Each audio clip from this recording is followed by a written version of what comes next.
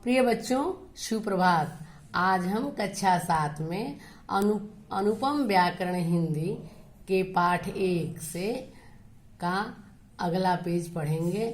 ध्यान से इन पंक्तियों पर ध्यान दीजिए बेटा। देखिए, हमारा देश जब स्वतंत्र था उस समय हिंदी ही जनसंपर्क की भाषा बनी और जब हमारा देश स्वतंत्र हो गया तो हिंदी की लोकप्रियता और बढ़ गई। अब हम सभी भारतवासी प्रतिवर्ष 14 सितंबर को हिंदी दिवस के रूप में मनाने लगे। भारत के अधिकांश लोग इसी माध्यम से अपना सभी कामकाज करते हैं, जिसके कारण हिंदी को भारत के राष्ट्रभाषा के रूप में स्वीकार कर लिया गया। अधिकांश लोग, जैसे देखिए, हिंदी उत्तर प्रदेश, बिहार, हिमाचल प्रदेश, मध्य प्रदेश, हरियाणा, राजस्थान, उत्तराखंड, छत्तीसगढ़,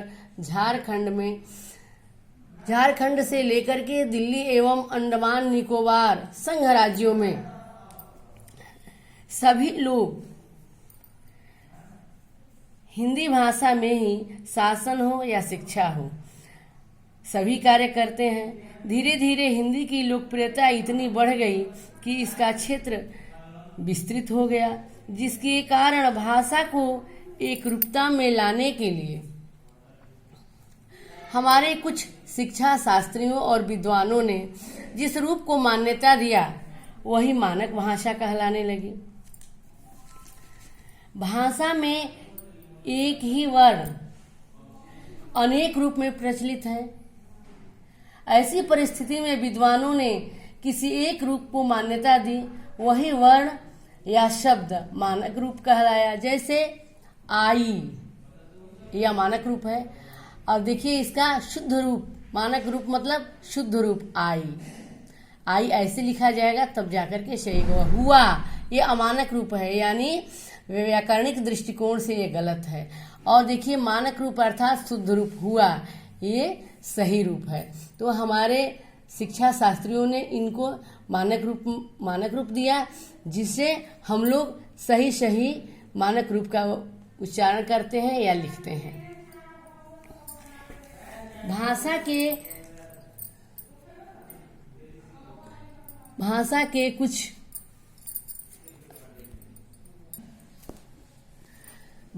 के लिखने के ढंग को ही हम लिपि कहते हैं। अर्थात भाषा के लिखने के कुछ निश्चित चिन्ह होते हैं जिसे हम लिपि कहते हैं। भारत में कई भाषाएं बोली जाती हैं, लेकिन सबकी लिपियां अलग अलग होती हैं। देखिए, जैसे कि हमारी भाषा है हिंदी, तो संस्कृत हो या हिंदी हो, इनके लिखने की लिपि क्या है? देवनागरी। अंग्रेजी का रोमन, उर्दू का फारसी, पंजाबी का गुरुमुखी। तो बेटा हमारे भाषा के लिखने की अलग अलग लिपियां होती हैं। अब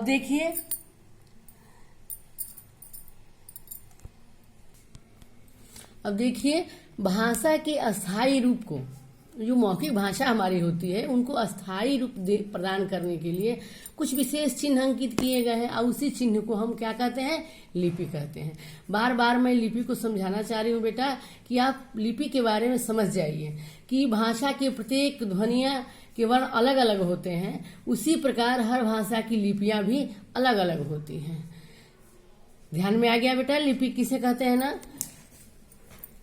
लिपि आप लोग समझ गए। अब देखिए आप समझिए बोली। अभी तक तो हम लोग भाषा का अध्ययन करते रहे, भाषा के विषय में जानकारी प्राप्त करते रहे।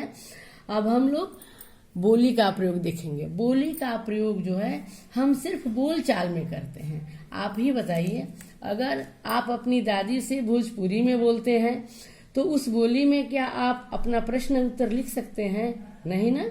इसलिए बोली का कोई लिखित रूप नहीं होता है, लेकिन वही बोली विकसित रूप होने पर उपभाषा का रूप ले लेती है, जिसमें लोक साहित्य रचा जाता है।